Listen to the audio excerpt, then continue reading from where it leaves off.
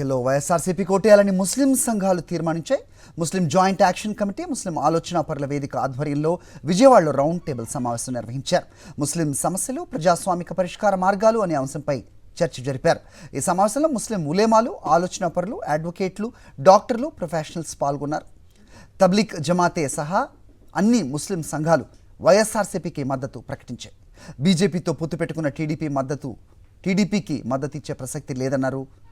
అలాగే సిఏఏ, ఎన్ఆర్సీపై చంద్రబాబు తన వైఖరిని స్పష్టం చేయాలని డిమాండ్ చేశారు.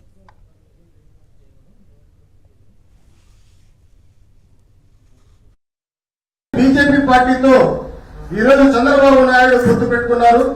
మద్దతు పార్టీ బీజేపీ అని చెప్పి తిట్టకుండా మోడీ గారికి, బీజేపీకి అన్ని తిట్టి ఆ తర్వాత మళ్ళా కాంగ్రెస్ తో జత కట్టారు.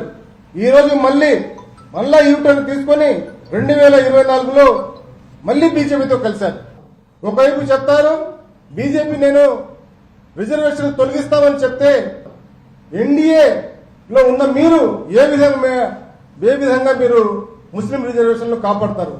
మతపరమైన రిజర్వేషన్లు కానప్పటికీ అది మతపరమైనవని పచ్చి అబద్దాలు చెబుతున్నటువంటి బీజేపీ ఎన్డీఏ కూటమి ఎలా మీరు ముస్లిం రిజర్వేషన్లు కాపాడతారు?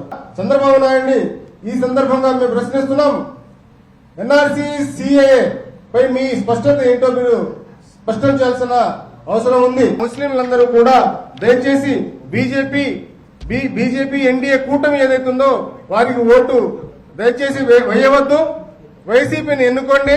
ఎందుకంటే వైసీపీలో మనకు భద్రత ఉంది. వైసీపీలో మన పార్టీ అనే ఒక నమ్మకం ఉంది. జగన్ హమారే సాత్, హమ్ జగన్ కే సాత్ హై.